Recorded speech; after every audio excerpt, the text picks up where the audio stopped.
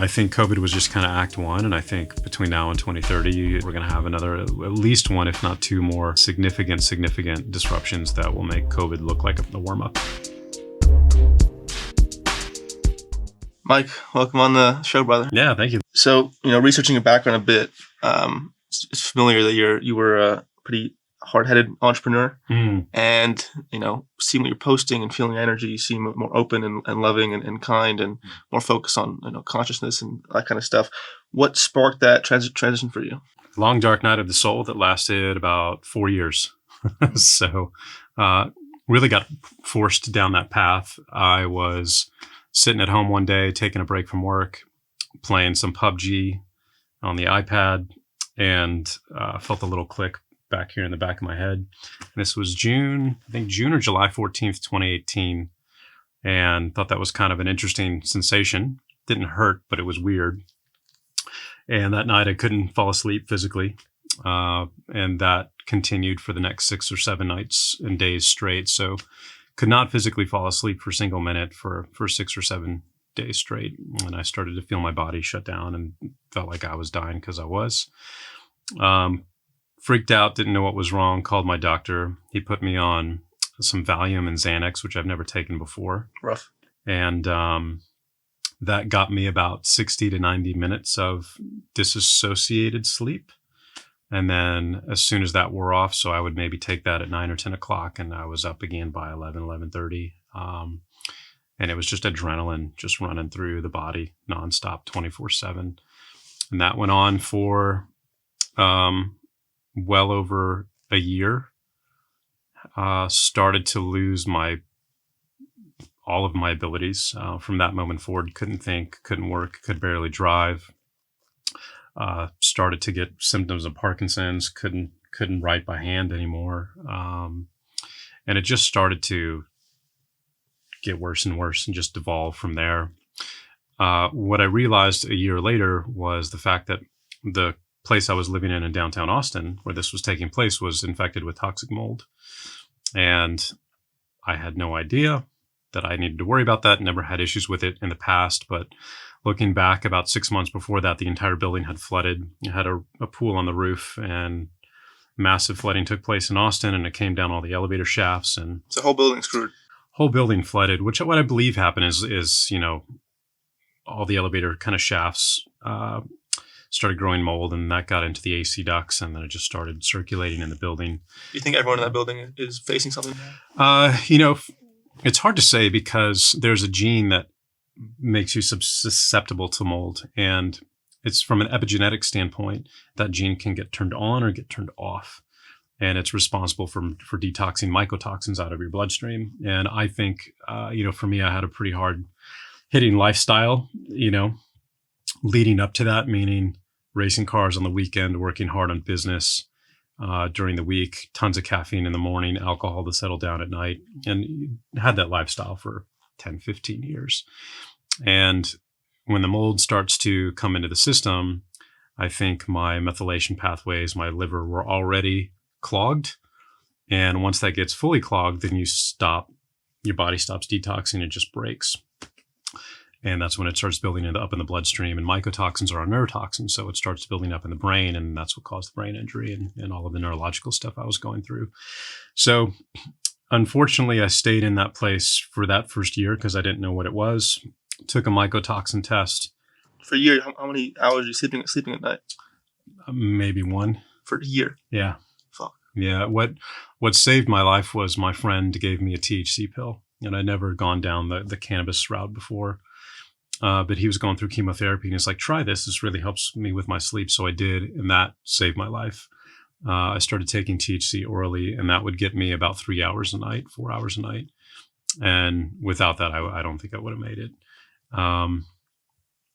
Ironically, if I had moved out and moved in with my parents or moved into a hospital, I would have been better off because I would have gotten out of the environment. But that's what sent me down that path. It completely destroyed my identity because I couldn't do what I used to do. Couldn't hang out with my friends, couldn't eat what I used to eat, couldn't drink what I wanted to drink, couldn't work out, couldn't work on my business. And it was just literally a a shedding of every single part of my identity down to the bare bones of survival, basically. And met a friend who told me to go take a mycotoxin test. One day I did, and that's when we found out it was mold. The test on a scale goes from 0 to 50. Anything above 5 is toxic, and the test stopped at 50, and my result was 21,000. So that's how high the levels were in my bloodstream. And then moved out of that, and during, I would say at about the 6-month mark, I reached out to my friend Aubrey Marcus, and I was like, hey man, I'm really in trouble and I don't know what's going on. And he suggested that I try an MDMA session, and put me in touch with a couple that facilitated that. And that was life-changing. That was the beginning of kind of my next chapter. And in that moment, what specifically opened the door with that session? For me, that that first session was like seeing through the Matrix. Like I could see the truth behind so many different memories of my childhood. I went through a lot of bullying when I was in middle school, high school, and I could see that from a different viewpoint. I could see it through compassion and empathy rather than anger and hurt. Same with, my ex-wife, and anything that I'd gone through that had pain associated with it, I could see it from a different perspective. And that just was an experience I've never had before. I've never done any psychedelics before. And it was just such a profound shift that I was like, I came out of it and I was like, if the previous year plus of suffering was required to have that experience, then it was worth it. But that led me to into ketamine. I did 9 ketamine IVs, Wachuma, psilocybin, all of the things, everything pretty much except ayahuasca. I still haven't done ayahuasca. But man, yeah, that was a 2 or 3 year period of just deep inner work, processing all the trauma that I had held in my system since childhood, and just had a new level of empathy and appreciation and compassion for people who were going through their own health journey in the past that I didn't have, and just for humanity in general. So, yeah. Do you think you needed to have that experience? Yeah, I did. I think if I hadn't had that and I would have continued on the same path, I would have been probably dead by now. That was, what I mean is, do you think you needed something that drastic? Do you think you needed something that drastic to shake you up? I'm super fucking stubborn, man. Yeah, because I look back at my story was drug addiction. And I always think about, did I really have to go that crazy and almost die multiple times? Yeah. I think, I had to. Yeah. Because like you, I was so fucking stubborn. I would never change my ways. Yeah. It's, the saying that someone shared with me a while ago is feather, brick, semi. So the world and God will speak to you with a feather and kind of give you hints. Maybe you've got some adrenal fatigue, you're putting on some weight or something, sleep's getting a little worse. If you don't listen to that, then you get hit with a brick. You have a medical challenge of some kind, and if you don't listen to that, then you get hit with a semi. And unfortunately, a lot of times if you get hit with a semi, you don't survive that. And luckily I survived my semi truck run-in. But yeah, it had to be. I wouldn't have, especially if you're drinking alcohol, and I wasn't an alcoholic by any means. I would have 2 or 3 drinks 3 or 4 nights a week. I don't have an addictive personality, thankfully, but it was a crutch used to suppress the pain and emotions that I had. But I wasn't aware of that. For me, as an introvert, it was just something to use, a tool to use to socialize. And in hindsight, though, chasing adrenaline and risk taking in alcohol were all just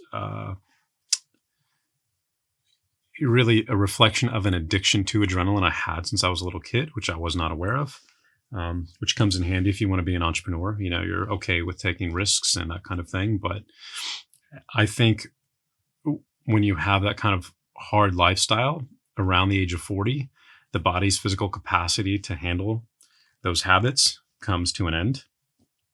And it starts to manifest in all kinds of different health symptoms. And that was certainly the case for me. And if I hadn't gone through that, would have kept drinking, would have kept eating. I ate okay, but I indulged and kept having a really high stress lifestyle. And I probably would have had a heart attack on the racetrack. one day. It's kind of how I saw it happening. What exactly shifted about your identity the most? Like, if you take old you and you right now, what are the values that changed? Like, what got you to where you are now internally? There was, I think, one or two. One of the biggest ones was during this period, I lost my ability to work. So I lost my income and I lost my savings. So I went from making millions of dollars a year over the course of about a 3-year span to having $500 in my bank account. And going from an identity of 20 years as a self-made millionaire and a successful entrepreneur to being completely broke, I didn't realize my level of self-worth was tied to the amount of money I made, but it was. And at that point, I started to get suicidal. I didn't know what kind of value I had to offer the world. I didn't know what I was going to do for a living anymore. Because at this point, I still wasn't recovered. I still wasn't able to work.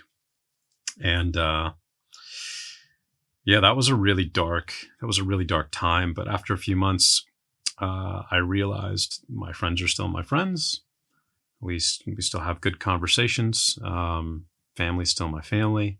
The only thing that had changed was the amount of money in the bank account, and that was okay. And so I got to become aware of that identity and then shed that and let that go. And that was completely unexpected, but fantastic, because after going through that, for me, as long as my family and my friends were not bleeding out in front of me, life is good.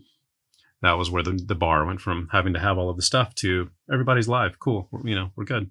How do you go about shifting your motivation? Because I understand as an entrepreneur, right? That's the driving force. I want to make more money than anyone so I can prove something. That's the fuel. That's the coffee. And it's so easy to operate off of that. So how did you shift that? And have you shifted that? And have you found a new fuel source to focus on for your career? Yeah, that was definitely mine growing up, proved that I was good enough. But what looking back, I would label that as a really toxic fuel. Yeah. And now it's just to have a good quality of life, family wise and kids wise, and just do what I love. And in the past, it was like, okay, get to $1 million. Okay, then get to $10 million, then get to $100 million. I don't give a shit about any of that anymore. For me, it's make enough money to do the things we want to do in life and live comfortably and not be stressed and enjoy what it is that we're doing in the process. And that's my benchmark, today. What would you say to entrepreneurs who are in that space where they can recognize in some way they're just feeding off their ego and negative energies, and that they are hungry just for money and clout and power, but they see it and they don't feel like it's good? What do you tell them to help that and make them see that there's another way to have success and motivation? I don't think you can make someone in that state see something different, because their identity is tied up in that. It is their fuel and their fire. And one thing that I know is pretty common with entrepreneurs who are in that state is they're scared if they get rid of that fuel, even though they know it's toxic, that they're going to lose their motivation and the thing that they've built is going to come crashing down. I had similar thoughts. And what I would say now is it doesn't go away at all. The fuel just changes and it gets a lot cleaner and healthier. And the fact that as you start to clear out all of your shadow, your darkness, your trauma, your whatever, you become infinitely more effective as an entrepreneur. You can handle your culture better, right? You can talk to your employees in a healthier way. It just becomes you become much more effective as an entrepreneur. There's going to be a gap of probably 1 to 3 years where you're going through a transition, maybe not even that long.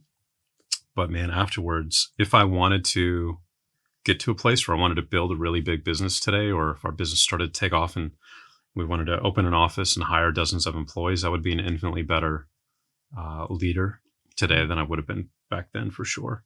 And that's an option for me if I wanted to do it. But I'm 46 now, and I don't really want to put myself through that kind of stress at this point. So yeah, it's just not needed. How did you clear that trigger? Because it's like the logical piece, but also the piece of like internally feeling like you can only add value or be worthy of love and admiration if you have money, and that trigger to go make that. How did you get rid of the actual internal sensations to drive you? Because that's the hard part. MDMA. Okay. Just to be honest with you. Give me the process of it. How many times do you do it? Give me the exact details of how it got you to clear that trauma. I've probably done a dozen MDMA sessions over the past 5 years now, maybe a little bit more than that, maybe 15. But the majority of it, I think 80% of whatever you're going to process, you can do in 5 sessions. And, having people to talk to and integrate with afterward is critically important, especially if you can talk to someone like myself who's gone through that identity shift of going from a hard charging entrepreneur to someone who's a bit more balanced. But man, everybody's going to be different. You're going to have your same stuff, but it just comes down to using, for me, using it as a tool to go access the stuff that's been driving you, that's toxic, processing that. And then once it's out of your system, it's out of your system. And it's like dropping 100 pounds of weight that you were climbing the mountain with that you weren't aware of. And you can just go that much faster. It's truly out of your system. You feel that part of you is gone. Yeah. Wow. Yeah. But it's been several years for me. Yeah. Because I see a lot of advice online from, performance coaches. They'll say, channel your shadow into work, like that anger, that fear, all that stuff, channel it. But you can, but it's like, how effective is that? Like, it isn't. It's so here's in terms of internally of like how it affects your internal system. Yeah. Well, here's the thing. The tools that we have now over the last 5 years were not available to that generation before. The information, the conversations being had, the support network and the medicines, they were not a part of our lexicon until 60 months ago. And so in the past that, for me, that was the correct path. It was either use success as revenge or punish myself out of self-hatred, right? Those were kind of the two options. And I chose success, which I would say is the healthier option out of those two. A lot of people don't choose that. And they go down the self-hatred path into drugs or alcohol or, abusing other people or whatever it may be. So it was the best option out of the, not the best, but today it doesn't need to be. There's a third option, which is to heal that part. And we now have the tools to do that. So, yeah, you were telling me earlier that you recently got married. Was that? Do you think the old you could have attracted that kind of love, or do you think that journey for you got you to be able to love properly? Yeah, I would not have been able to without having gone through this process. So this was the hardest 3 to 4 years of my life and the best 3 to 4 years of my life. I would not wish what I went through upon anyone. And yet, it was a crucible that allowed me to become a better man in every category, specifically as well as a partner as well. In the past, I wouldn't know how to handle conflict as a kind of an introvert. It would just shut me down. I wouldn't know how to handle it. Wouldn't know how to have intimate conversations. Those would be too uncomfortable. Wouldn't know how to be vulnerable. Too uncomfortable. And so relationships would stay at a surface level. They were fine, but they would only get to a certain level of depth. And going through, again, this kind of transformation process really opened that up and allowed me to kind of show up full from day one and support Michelle through her process. Because I would say within 2 or 3 months of us dating, she did her first ceremony, and she'd never done anything like that before, and dove in with 2 feet. And she started over the next year and a half going through her transformation and working through her shadows. And so today we have an incredible relationship that would certainly not be possible without having gone through that process. So, are you under the impression that if most of the billionaires and successful people creating this system took more psychedelics, things would be a little different? Yeah, 100%. It's not going to be the case for everybody. I've heard from people who have more knowledge about this and experience than I do. It doesn't necessarily help with narcissism in most cases. And unfortunately, I think a lot of the people empowered struggle with narcissism. But overall, yes, because I think the trap for people who are after powers, they're coming from a wounded place as well. We chose entrepreneurship; they chose political power, right? But I think there's a similar wounding that's taking place there. And I'd say a good portion of them could be healed, learn compassion, learn empathy, learn self-love, become infinitely better leaders. I wish that was a requirement to run for political office. I think that'd be amazing, but yeah. Yeah, the problem with those people is you keep pointing to is that they can't get out of it. It's purely unconscious. They have no idea. They're just stuck in this motivation system to get more power and more domination. They really have no idea about it, and just keep perpetuating the same cycle with no feedback. I think what's happened over the last 50 years, at least here in the U.S., is that the value system that was in place, let's say around World War II, which was in the military and I would say for the most part in political office as well, Congress, Senate, presidency to some degree. There were certain values that were built around integrity and honor and wanting to build America into the best, strongest country in the world. And those have devolved. As you go through and society goes through excess power, excess, everything, then those values dissipate. And that's what we're seeing now, unfortunately, where it's not honor and integrity anymore. It's, I see everything built around greed, deception, backstabbing, lying, stealing, get whatever you can at any cost. No morality anymore, right? No values. And how do you come back from that? That's the hard part. It's like once a power structure and the people in it devolve into those kinds of values, can it come back from that? I don't know if it can without the slate getting wiped clean. Like, let's say if, a nuclear bomb in Washington goes off and like humbles everybody and wipes that crap off the face of the planet. I don't know if it can come back, because you look at what's happening with Biden and Hunter, right? Like, whatever Biden went through from his father turned him into the man that he is today, which I'm not a fan of. That got passed down into Hunter, got exaggerated even more, the stuff that he's done. A person like Hunter's, if he ever had children, it's just not, you're not going to get back to that place of integrity. So I think that's the challenge we have right now. How do you think we can go about that? So I know it's a pipe dream, but to start, influencing people of power, or kind of shifting the consciousness and vibration of what we're going through. Like, what can we start doing as a humanity to start maybe shifting that? Yeah, I mean, that war. And I think we're seeing a great shift now. Specifically, I'm going to just say in the last 2023. Now that the lies around COVID have been coming out. Yeah. The people who trusted the government are now like, oh, they finally see kind of what we saw to begin with. So the Great Awakening, if you will, is underway. And that's the cool part about nature, is the equal and opposite reaction. So as bad as things got, we're going to have an equal and opposite reaction the other way from an awakening standpoint. And so I think the cultural shifts at the citizenry level, average person level, are taking place now. We have these new tools in the form of psychedelics to heal the wounds that have been caused. And so that's incredible. And I think that will start to move up over the course of decades, back potentially up into power. The one thing about it that is dependent upon is integrity in the voting system. That was lost in 2020. I kind of called that. I saw that coming a mile away. So there's no voting. There's no integrity in the voting system anymore. Voting at this point is just a show. And without that, then there is no chance for change, because all the power was with the people as long as our vote counted, and we could make changes, vote bad people out, good people in. If that's not there, then the country's lost at that point until it is put in.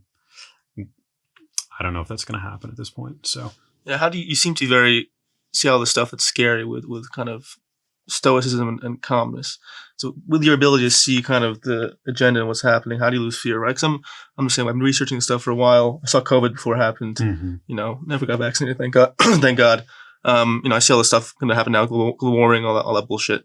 How do you see all these agendas happening and kind of stay in that center? I don't think diving into fear helps in any way.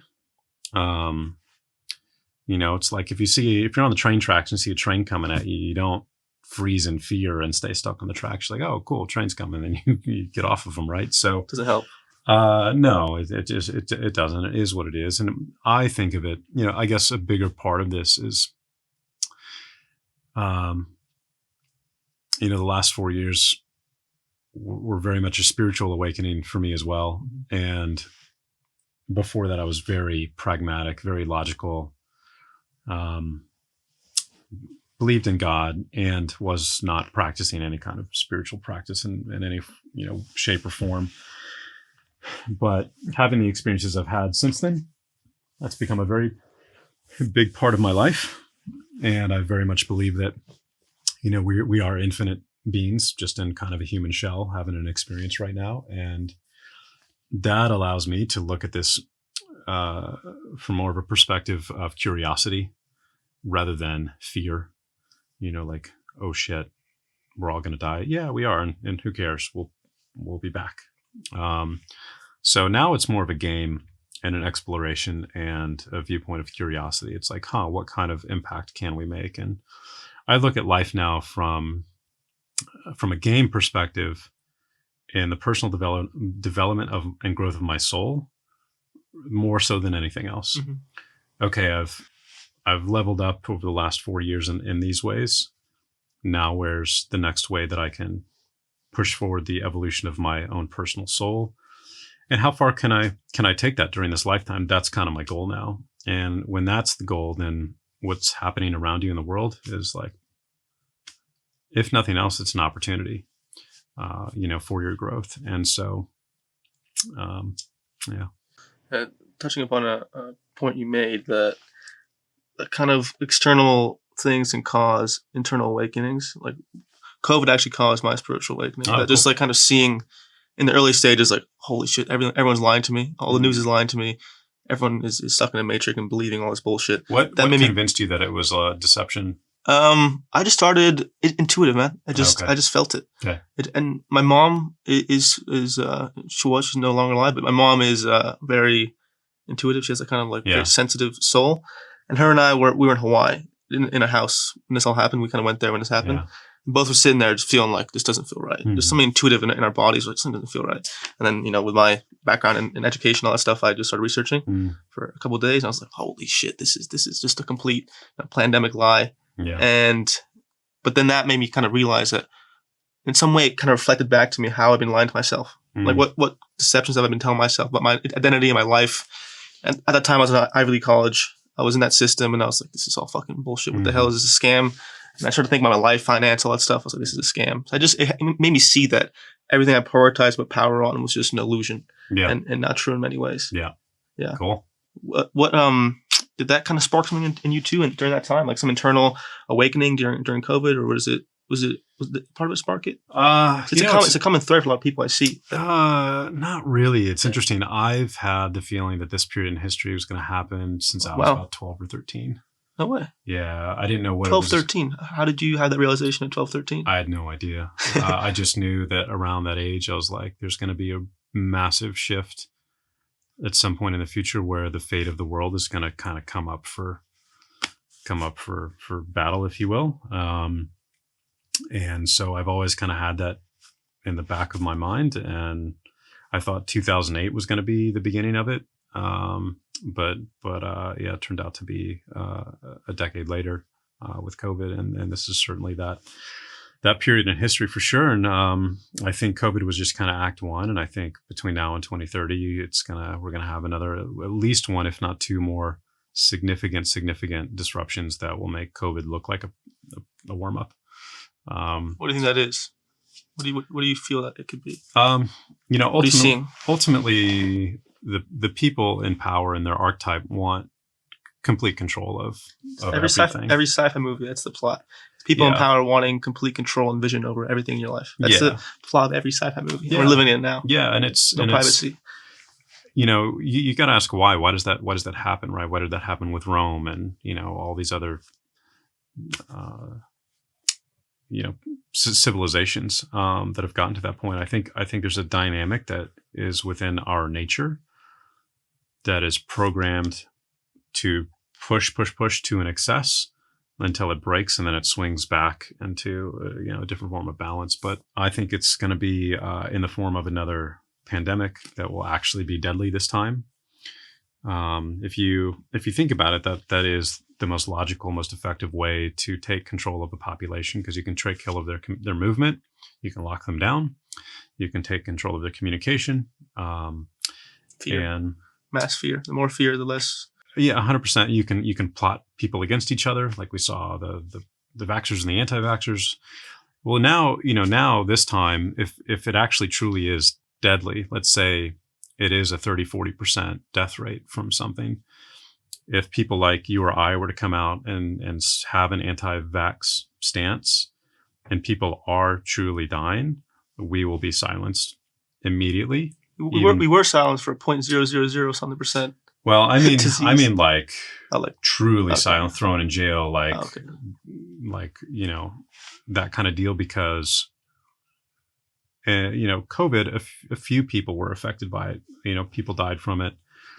In this case, everybody's going to know somebody who died. Everybody's going to be affected by it, right? Everybody's going to have a family member that would pass from that, and so the level of trauma, grief, anger, hurt, outrage around that will be so high. The level of patience for anyone who's not going all in on trying to prevent it from spreading will just be wiped out. What do you think is going on I don't know who the group they is, but in their minds, that they could sit down and think, okay, even every World War I, all that kind of stuff was powerful families, trying to gain power back over their own system. But with the understanding of how things are going, how can you picture or feel a group of humans wanting to kill 30% of the world just for their own power? Like, how do you feel that happens? Is it demonic? Is it purely trauma? I think it's both. I think it's, I absolutely think this is, there's a spiritual warfare component of this, without a doubt. And we see that rising over the last, couple of decades here in the United States with the fall in morality and, abortion and open relationships. And I don't have any judgment around any of that stuff. I think everybody should have autonomy over their own life and their own decisions. But the fact that it's being pushed upon the entire society from a values perspective is different, right? Where it's being shoved in the faces, where it's being taught to the children, and we're sexualizing the children now in schools and everywhere else. It's like anything moral and good is being broken down and destroyed, and everything degenerate is being put on a pedestal. And so that, I think, is certainly the work of demonic influence. From the other piece, I think it's psychopathy, basically, sociopathy, sociopath and psychopaths. And at some point in the past couple of decades, shame became the number one tool used for control through the form of blackmail, right? So this goes back to like Skull and Bones at Yale, and where these secret group organizations, even at the college level, they would have ceremonies where people would do really nasty, illegal shit that would be on camera. And then that would be how they were basically bound together, because they all had this same dark secret that could never get out. And if you were in that club, you got all the perks. If you weren't in it. But at the end of the day, that evidence was used to control those people. And unfortunately now, I think pedophilia has become the tool of choice for blackmail. And as that started to spread over the last couple of decades, it became normalized within that circle, within the circle of politics and power. And now it's become so normalized that they're basically attempting to normalize it throughout all of society, so that they're no longer having to hide it. They don't have to feel the shame or the guilt around it. And it's just like, oh no, this is just fine to do. I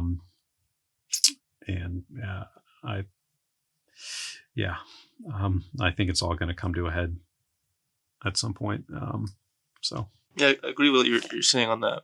morality piece. Like for me, it's tricky because I am left leaning on many social issues with like gay marriage, all that kind of stuff. But I see as you said, when that can be true, but at the same time, like how can you be teaching kids about transgenders? How can you be teaching kids about it's okay to change your sex at a young age? Just for me, it's just like that's me when I start getting like it's just something I see that kind of stuff and I feel this. As you said, it's like this kind of demonic influence in that field. It just doesn't sit well with me. I mean, for me, I have no judgment around gay people whatsoever. I think for the most part, people are born that way, and it's like awesome, man. I think it's all about pursuing, love and belonging and understanding, and everything else that is just a part of natural life. The challenge with it now is that they're using it to influence and corrupt people who are not necessarily born that way naturally, right? Kids in school are feeling pressured to act and behave and view the world in a certain way that they normally wouldn't, because it's literally being taught to them and shoved down their throat, and it's corrupting them. And that is egregious to me. That's demonic to me. I think everybody should be encouraged to be their full self authentically without manipulation. So I saw it even before this all started. I was in high school 6 years ago, and this is before it got crazy. And I saw it firsthand happen where like 2 grades below me, this is 15-year-olds and sophomores, and they were all strange kids. I say with love, but they're pretty autistic. And there's a group of them, like 7 or 8. Overnight, they all became trans. They all became gender neutral, and it was like we were pushed to, accept and love it, which is okay in some ways. But it's the first time I saw like there's something going on here in the sense that how did they get there? Someone must have been talking to them in some way. It's like this people think it's a solution to the permanent pain. Yeah. If I take this route, I'm confused as a kid, then it's okay. And then if we accept that, then they can end up, changing something about themselves permanently.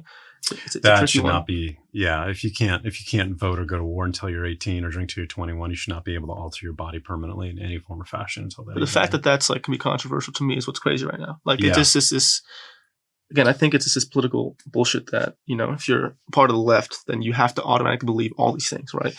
How can your stance on abortion or vaccines have anything to do with Ukraine war or I think transgender stuff? But just to me, I see that, I understand it, but just like, well, it's just fucking insane. I think there's without a doubt psychological warfare being perpetrated upon society as a whole, and unfortunately, if you watch those sources of media and information, then you start to get brainwashed into these values and different beliefs and thoughts that lead to, some pretty rough parts of life.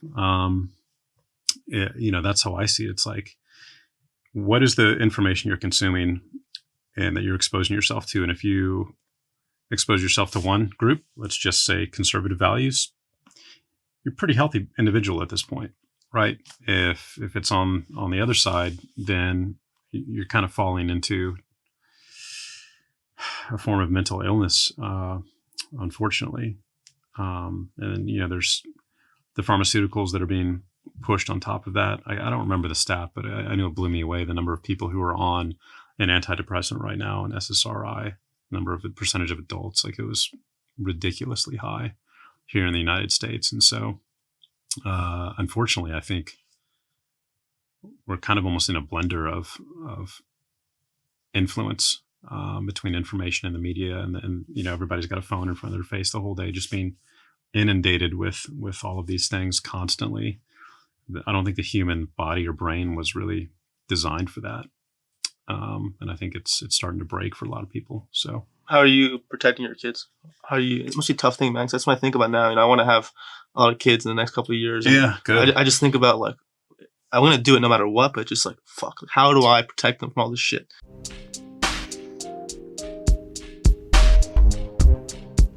I'm going to give you a break to digest all this amazing information. And in this break, please comment, like, and subscribe. Thank you. We talked to him about it. So that's the number one thing, is we have open conversations around everything that's happening in the world.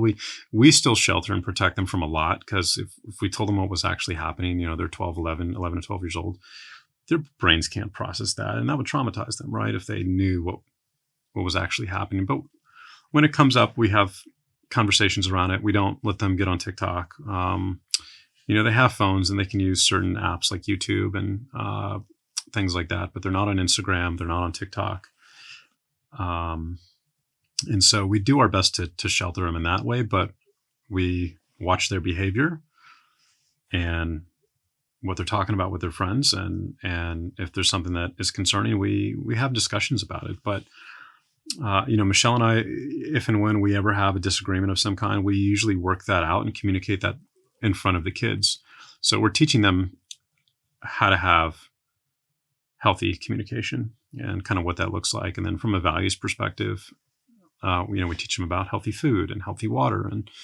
And so that's it. We just kind of live that life, and we educate them on why we live that life and why we don't choose another path, and without scaring them, without doing that. So good on you. Because I think if I had the same childhood I had back when I was a kid, I would have been fucked. I had no guidance. Like I was watching whatever I wanted, and I was like 6, 7, like no influence at all. Mm-hmm. Watched whatever my TV had. I was looking at all kinds of shit at a young age. Think about how the fuck that would affect me now with all the stuff we're going through now. How do you not get afraid or nervous in the sense that I could just take one wrong person, one wrong friend, show them the video, one, bad teacher, one bad person? How do you not let that constantly overwhelm you? That takes one person to kind of corrupt your kid. I think if your kid trusts you, then which ours do, thankfully, they bring that stuff up. Hey, this happened at school, or this person said this, or this teacher said this, or then they bring it up, and we get an opportunity to give feedback rather than them being exposed to it and being afraid to bring it up to us. Then that's when you run into issues. So it really is just about having a two-way communication channel, so you can understand how their brain is working and what they're thinking about, what they're being exposed to, and then you have an opportunity as a parent to give feedback on that. And then again, taking control and having boundaries around what they are exposed to the extent that you can, through what apps can they use, how long can they be online, those types of things.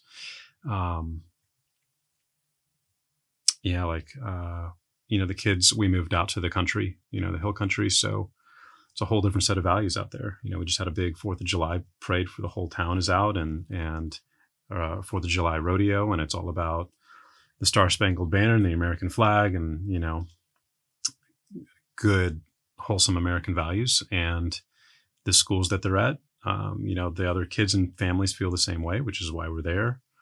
And so we, a year and a half ago, changed our environment.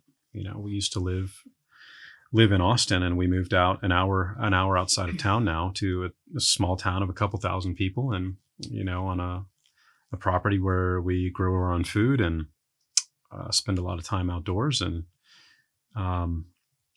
so we removed them from that environment to the extent that we could. Yeah, it's one of the playbooks, I think, for those in power, is that if you have, mostly absent parents or working all the time, 5 jobs with kids, who raises the kids?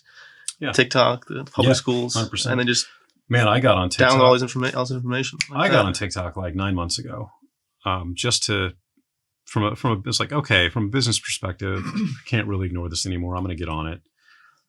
I got to tell you, within 48 hours, the stuff that was coming in on my feed that the algorithm was throwing me, I think, it's fascinating because you scroll through it and the algorithm doesn't have any information on you. So I saw a lot of everything, but then you see something that catches your eye because it's so outlandish, and like, okay, what is this about? And you watch that, and then it feeds you more of that. And then all of a sudden you're seeing 4 more of them, and you're like, it's like watching a car crash. It's hard to look away, but you're just disgusted by it. And at the same time, you can't. And then all of a sudden my feed within 48 hours was filled with the most degenerate stuff I've ever seen in my life. And I was like, holy crap. If this is what kids and just even adults are being fed 24/7 through this app right now, no wonder America looks the way that it does, and we're having the problems that we're having. No wonder. So I deleted the app after that. Haven't touched it since. Like, Yeah, what I realized is that our own consciousness is what we give our consciousness to. Like Yeah. the energy of, Yeah. if I spend, 6 hours a day on TikTok, my consciousness becomes TikTok. Yeah. I've been very aware of that, thankfully, at a young age. Whatever I give focus to will create my mental space. Yeah, and it was not, man, the values that they was promoting was not. It was, oh, this is how you destroy society from the inside out. You promote this stuff. It was like, Yeah, I don't think people realize how much kids are on it. I get this from my younger cousins. yeah, I check my younger cousin's phone. She's like a 12, 13-year-old Yeah. nice girl, 9 hours a day on TikTok. wow. And I was like, is this only you? No, most of my friends are like this. And we're all sending each other videos. What Yeah. videos? Look at it. It's all, women Yeah. twerking on cars and like, Yeah. leftist agenda stuff. I'm just like, Yeah. what the hell? You can't make this shit up. Just 100%. Delete that shit off your kid's phone, man, or you're gonna get what you deserve, unfortunately. So So what were some of your hopeful, we've been getting realistic and a little dark. What are ways you see hope out of this right now? Where does hope lie with all this New World Order agenda stuff where we can kind of rely on? I used to ask myself the same thing, and it really comes back down to the fact that if we want to have a radically better society, then we have to go through this pain. Yeah. It is necessary for the pain, or let's say the darkness, to show itself, and for the pain to get to a point that it's so bad that it pushes society in a different way, and it causes that, again, equal and opposite reaction. If not, it's kind of cool to just cruise control like we have for the last few decades. But there's no real growth there for anybody. There's no real evolution there. And if we're destined to evolve as a species and ideally become better, then it's going to take a massive, massive challenge to push us into that next level of evolution. And so that's how I look at it now. It's like, cool. The bigger the challenge is and the harder and more painful it is, means the better and bigger, the swing is going to be in the opposite direction afterwards. Yeah, so. I kind of see it that, if I think our internal journeys represent the collective in some way, that for you to get to where you are now, you had to experience that darkness. You had to experience that pain. 100%. You could not have changed yourself if you didn't feel that angst. It's the same way societally, as you said, like we have to, that's the hope in this fucked up way, that like the worse things get, the more that we can recognize we can't live this way. Yeah, it's unfortunate. It's unfortunate, and it's going to be painful, and yet it is necessary if we want to. It's a spiral of growth, right? You go up, and then up 2 steps forward, and 1 step back, and a step back is going to be super painful. But after that, we can ideally take 2 steps forward. Do you don't feel like those in power right now are the ones that are in charge of all this stuff are losing the war? Because I feel like whenever I can just catch it so quickly. I think if I can do this, I talk to friends who think like me. People were aware of catching this shit so fast. Like a news story, they see like, the submarine bullshit. You can just kind of see this stuff and be like, that's fucking bullshit. Well, again, it's becoming, we're getting trained to recognize it better, right? Because they're getting more and more outrageous in what they're doing. The next time a pandemic comes, nobody trusts anything, any of these. Well, I don't say nobody. Most of us who are paying attention don't trust anything that comes out of these people's mouths at all anymore, right? So they're losing power in one degree, and yet the other side of society that is still paying attention to them and giving credibility believes them wholeheartedly, unfortunately. The good news is there's more and more people coming over to this side of the fence who are waking up because now they're being harmed. They're having relatives die from getting jabbed, right? Family members. And it's really waking a lot of people up. And so, again, that's the flip side from the pain. Right now, the interesting part is going to be to see how does technology play a role in this next chapter, right? We have CBDCs rolling out, which is going to be programmable money, which is money that they're going to control. A guy from the UN was talking about it. I saw a video clip of him this morning. He's got the World Economic Forum logo behind him. And he's talking about the benefits of programmable money, how they'll be able to determine what you buy and what you don't. Oh, you want to go buy a gun and ammunition at this store? No, I can't spend this currency there. It doesn't work at that store. Can't buy that type of good anymore. You want organic food? No, sorry. It's only stuff from, this company now. And so that's an interesting piece. The other interesting piece is from an AI perspective. AI is going to have more and more control over every aspect of society. And what are the values and morals that are taught to the AI system? right? And then from a social credit score perspective, how's that going to be able to manipulate society like it does in China right now? So we've still got some big challenges ahead of us. I don't know how all of that's going to play out, but it is going to get, I think, society to a point where it causes a battle. Do you ever feel like we're going to live two different realities? Why I say that is that, I try and lead with, I try and pride myself on being able to talk to anyone over anything with love and not ever get argumentative. But with people who's tough for me, who just completely trust everything the mainstream media says, like a New York Times kind of person who just trusts that way of thinking and they're very convinced on it. They're living complete different, not in my planet. I just don't talk. I can't even I try and I'll just lead with love. They're a human being, but I can't what I'm saying that is that they're living a complete different experience of reality. Yeah. I feel like, let's say that's the New York City kind of where I'm from, the New York City way of thinking. We're in Texas. It's two different realities. You ever feel like it's going to be this massive split, or that it'll be unified eventually? We're all kind of fucked. Because I think it's like, how does that kind of how will that, a lot of that stuff happen in Texas? I do think I think it'll lead to a head. Right, North and South during the Civil War with slavery. I think it's going to lead to the same scenario for that. It'll be conservative versus liberal. You think that's the war we're fighting? Even though I don't.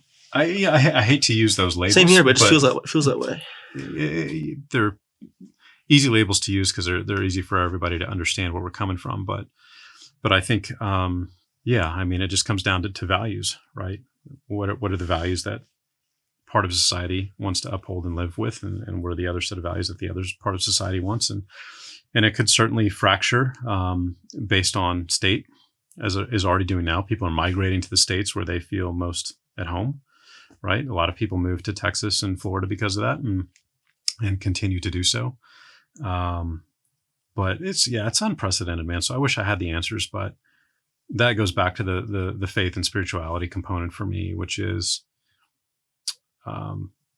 I just look at it as a game, and I'm not sitting here like, oh my God, the fate of the world is in our hands and we have to win this or do whatever. I'm like, at the end of the day, if you zoom out to the fact that I believe we are eternal souls, the little shit that's happening in the world today is just like, that's an interesting part of the video game. I wonder if they're going to pass this level, So that's just kind of how I look at it. I'm the same way. I was thankful. My mom passed away at the psychedelic ceremony, and I was with her. She kind of told me the codes of this world, and she was like, "This is just a blip." Yeah. She was like, "There's so much more after this." She was showing me her stuff, and cool. And show my whole future too. But she was like, "This is a fucking blip." Basically, like it's like in those movies where they have maybe like not the Matrix, where you have like a AI machine on, and you die, and you wake up like, "Oh, what the fuck was that shit?" That's what she kind of tells me. That she showed me that just like this. It's a little blip, even though it's so much suffering here. It's still a little blip. Well, and it's the animal side of us, the limbic system and the amygdala, that are getting lit up by all of the stuff that's happening in our environment. It's like, no, we need to do this to survive and procreate and protect our tribe, and all of that other stuff is what's getting stimulated right now. How do you use that knowledge to not suffer so much? Like, when do you catch for your own journey? When do you catch yourself? Like, how do you protect yourself and not operating off that limbic system? Like, and with that awareness, like, how have you mastered that yourself? Because I think it's probably the most useful tool anyone can have, to have awareness over if that side of them is acting in that moment, and how to not let that side of them control them. I think we have these aliens in our mind, these I call it survival alien, that just wants us to survive and do all these egoistic things.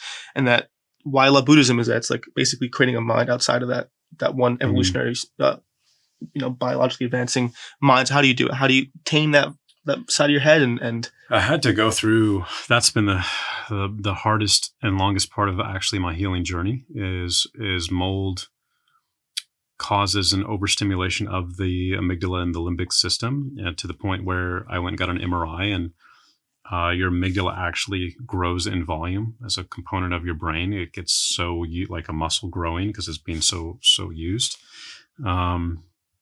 And so my system would see fear everywhere. It would be thoughts of like negative thoughts of what ifs all the time.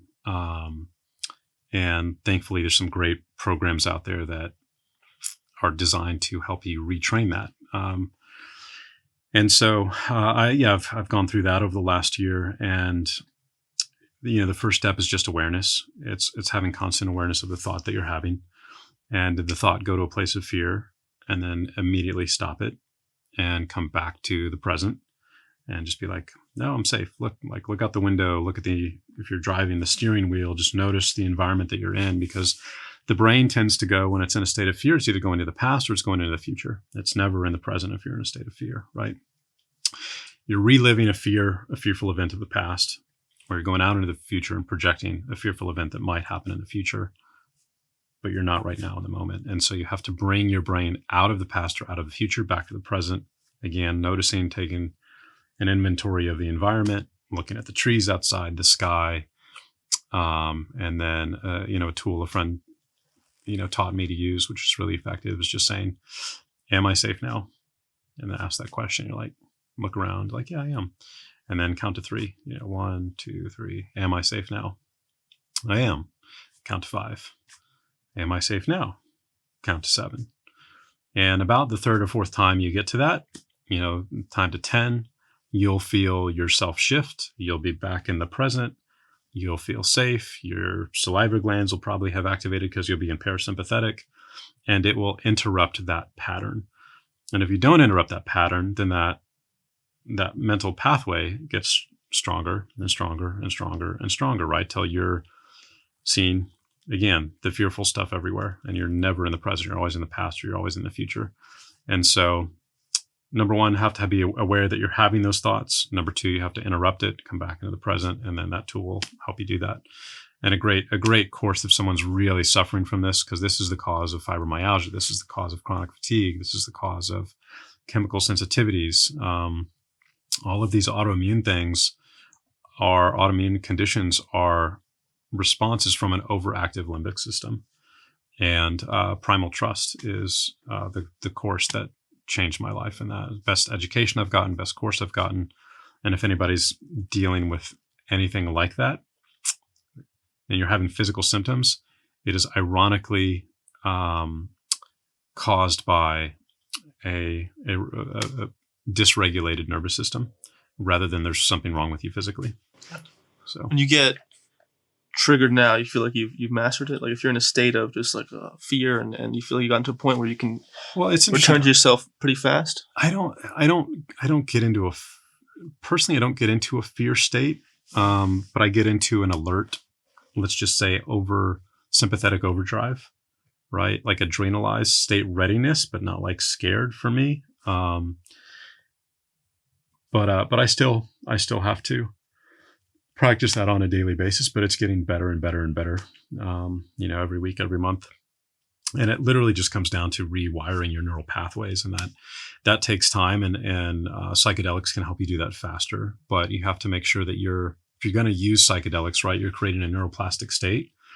That's why integration is so important, and education around this is so important. If you put yourself in a psychedelic state, ketamine or MDMA or whatever, mushrooms, and then you come out of that and put yourself back into an environment that is triggering a fear response of some kind, then that's going to get rewired in even harder, right? As the clay of your brain starts to harden and the neuroplasticity starts to go away, it's like, well, how's it going to reform? How are those neural pathways going to reform? And you want them to do it, obviously, in a healthier way, not an unhealthier way. And that's a lesson I really learned the hard way during my mold journey, is when I was living in that condo downtown where the mold was, and I didn't know there was mold in it yet. I went and did 9 ketamine IVs on the recommendation of a friend who had similar symptoms and a similar experience, and that's what helped her heal. So I would go and have this ketamine IV, and I would get in this really neuroplastic state. And unfortunately, it would come right back into the environment that was causing the fear response in the first place. And I think that ended up doing more harm than good, because I'd come back really plastic, go into a toxic environment that's killing me and stimulating the fear response in my brain, and it would solidify in that even more. So that sucked. That really sucked. What's the correct way then to integrate after psychedelic? Like, how would you recommend someone to create the correct environment and conditions to actually benefit off of the healing experience and not double down on something negative? Well, again, just I think having psychological training of some kind to begin with, like going through like a week of NLP training would be highly, highly beneficial. Learning timeline therapy would be highly beneficial. Having a coach is a must-have, so you can come out of that session and talk through what you experienced for at least an hour or two with somebody is incredibly important. But making sure more than anything is that you're coming back to an environment that's supportive of your healing journey and not unsupportive, right? Not going and doing a psychedelic session because you're in an abusive relationship and then coming back to the home where you have an alcoholic spouse that's going to threaten you again and put you in a fear sense, right? So I think controlling the environment, we talk about controlling the container during your session.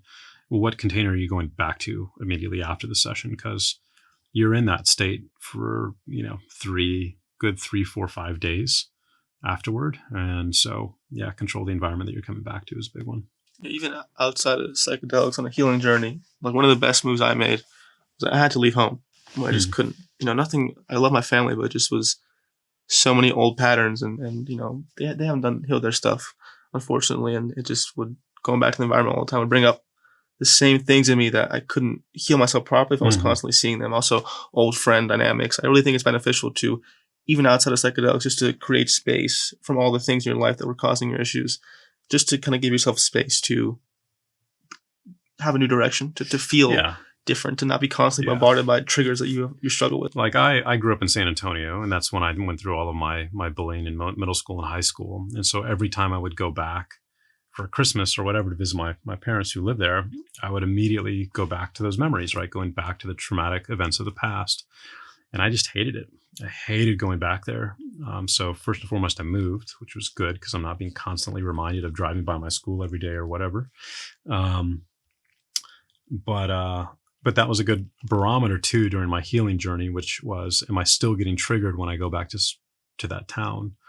And in the beginning I was, and now at this point, not so much anymore because I've done a lot of forgiveness work around all of that stuff and those people. So, yeah, it's a good test. Yeah. Like I won't get as much trigger now, but I just don't feel 100% like myself. I just don't feel as good as I would normally at 100%. home. I'm still the same way. There's still something there around that city that I don't enjoy because I still have those memories. Yeah.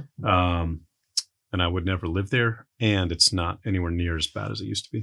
Yeah, I just think it's energetically too. If I go to my childhood bedroom, I just feel I'm just not like triggered, but I feel all the energy of me when I was suffering for so long. Interesting. Stuck in that place. Yeah, maybe you can do like a clearing there and see if it shifts the energy in it. Yeah. In terms of, because I want to go into the parenting piece a bit. Were your kids, were your dad before all the mold? Yeah. Okay. Yeah. How did you change as a dad, as a father after all that? Much more present, much more patient, much more understanding, much more, able to have conversations with patience and understanding rather than like, do this because I told you so, right? Which is kind of how I grew up in that scenario. And I had phenomenal parents, but they didn't have the information or the tools that we have today. And so, that'd be it. Just able to be present for that good 3 or 4 period. I mean, I couldn't do anything with him other than, pick him up from school on the days that I had him, which was just 2 days a week, and lie on the couch all day and watch movies. That's all we did for 3 or 4 years, while I was going through that healing process. So, survival. Yeah. I also curious about the piece of, because with my dad, he was kind of like not abusive at all. He was amazing in many ways, but he just was very kind of hands off in the sense, in the sense of like, he can only love himself if he was perfect and making a lot of money and performing at a high level. And he didn't intend it, but he then only would kind of give me that level of love if I matched those standards. If I did really well at school, got amazing grades, scored all the points in the basketball game. And it wasn't intentional, but I internalized as I'm only worthy of love if I perform. And that led to me being obsessed with being good at school, wanting to go in that system. So are you aware of that with yourself and your kids? Like were you doing that when you were kind of an entrepreneur? Were you kind of giving them that conditional love based on their own success? Like how have you shifted that now towards where they can feel maybe, oh, my dad loves me unconditionally? Yeah, luckily, we've never really had that dynamic with the kids. So, we have some decent expectations as like, hey, are you doing your homework? Are you performing? You're taking care of your room and your body and brushing your teeth and like kind of all of that stuff. But, fortunately, our kids are just really good kids. Like maybe that's the way we raised them. Maybe we got lucky, but we've never once had to punish our kids in 12 years. Never once been sent to the room, never had to have anything taken away. Like never had to raise our voice at them or yell, like zero ever. Do you have any awareness as to why you think that is? Like what you could be doing different that others aren't? We're just talking to them with patience and understanding. We're not telling them what to, like we'll tell them what they need to do, but we'll tell them why. And I think one of the biggest mistakes that parents make is they're like, go clean your room, go brush your teeth, go do this. And at that point, it's just an order and you're setting yourself up for conflict because nobody likes to be told what to do. Nobody likes to have their autonomy taken away by another individual. It doesn't matter what age you are. Nobody enjoys that. And so what we'll do is we'll just communicate why that's important for them to do. Hey, you need to go, brush your teeth because if not, this is what's going to happen. There's bacteria in your mouth and it's going to start to overgrow and it's going to form this yellow stuff called plaque that's going to cause something called gingivitis. It's gum disease. And if you don't do that, then here's the consequences of that, right? And your teeth start to decay and you have to get a cavity and there's this drill involved and it really sucks and it's really painful. So we can do that. If you don't want to brush your teeth, that's where you're going, or we can just go brush your teeth, right? And so we're just empowering them with the knowledge as far as why they should be doing these things and how it's going to benefit them. And it's kind of like, hey, if you keep eating sugar and candy, here's what's going to happen to your body. You're going to end up having diabetes. A third of Americans almost today have diabetes. Do you know what that is? No. Okay, well, here's a video of what happens when you get diabetes. Here's what insulin resistance is. And when you get this, here's what happens is you have to get this little thing and poke your finger 5 times a day and draw a thing of blood and measure that. And then you have to get a needle and poke that in your belly 4 or 5 times a day for the rest of your life. You still want to eat all that candy? Or do you want to do that? Right? So that's how we talk to them, is it's empowerment through education and information. So yeah, in that I kind of noticed this respect. I think that parents believe that they get more respect by being demanding and assertive, but it almost leads to more disrespect because the kid gets kind of like negative towards them. Like they feel like it's this separation. But what you're saying builds respect because this person actually understands me. He's trying to educate me. He loves me. That being kind and compassionate with education and good observations is what leads to respect. 100%. I think when I'm in households, it's always weird when you're in a household where, unfortunately, some of my family members are like this, that in there just conflict all the time. I was arguing and it's like the kid doesn't respect the mom and it's just like, fuck you, mom, and don't go out late. Like, it's always like, all this shit. Yeah. And it's just disrespect. Like no one respects each other. Yeah. So you kind of believe that the way you're communicating builds respect in that lens, that your kids respect you more because of the way you communicate with them. Yeah, and that's not necessarily the intention. That might be the byproduct. I just know that when I was told what to do as a kid and it was just like, do this, I'm like, why? Is because I said so? Like, that was like a giant F you. Like, it just pissed me off and it made me really resentful. Yeah. And yet I realized that I was always open to learning and information. And if I was just taught what was in it for me to take that action, have that behavior, I probably would have been like, cool, man, I'm in, sign me up. So that's just the philosophy we brought to it. Yeah. I want to go a little U-turn and hit one last topic that, I think one of the ways out is for more conscious entrepreneurs that who are leading from a place of love and trying to, I think, this system is based off offering services to people. And if the services benefit society, it's good. So what's a blueprint you can create for people who are like us, who think like us, who need to make money, but don't want to fall into the whole matrix way of operating off of greed and all that kind of stuff? What would you say to an entrepreneur who's trying to operate consciously and how to succeed in the system?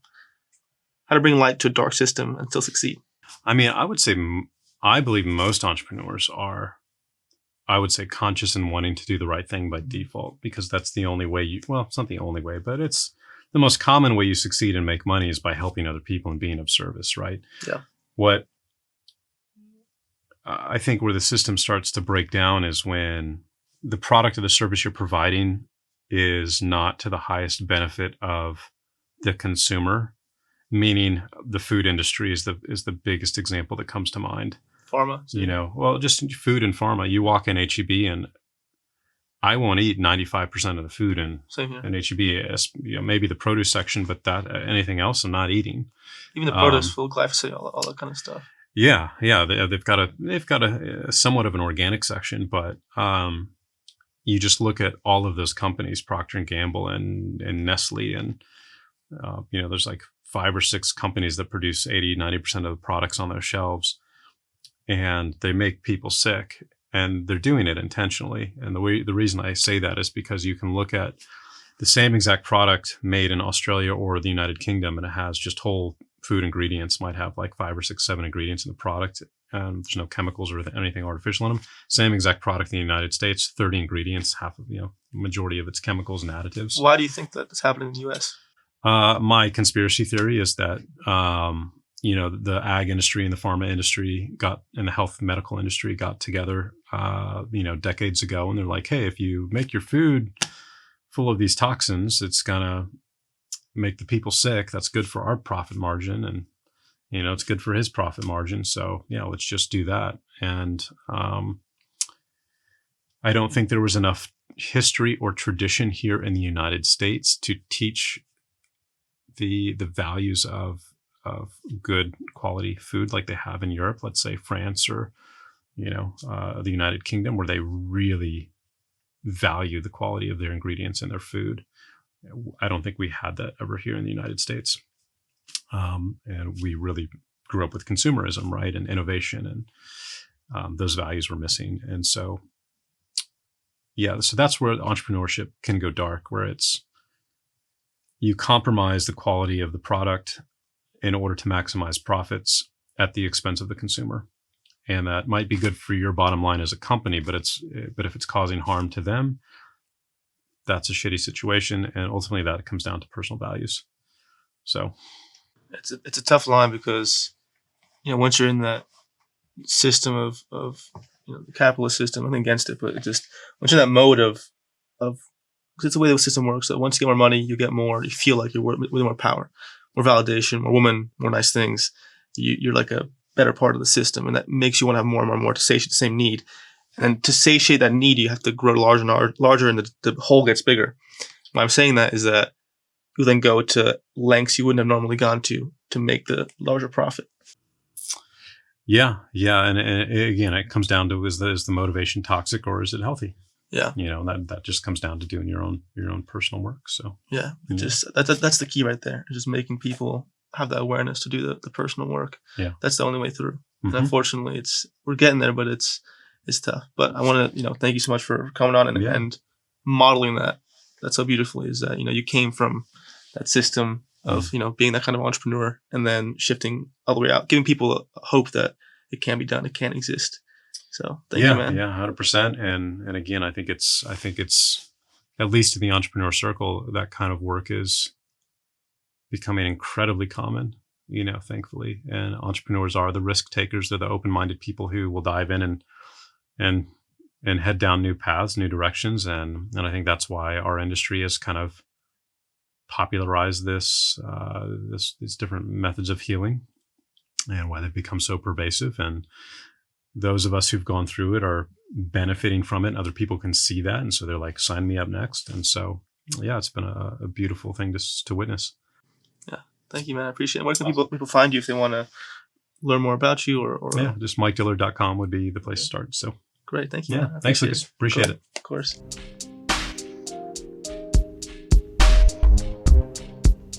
I hope you enjoyed that video. If you want to watch more content, please click this video right here and don't forget to subscribe right here. Thank you.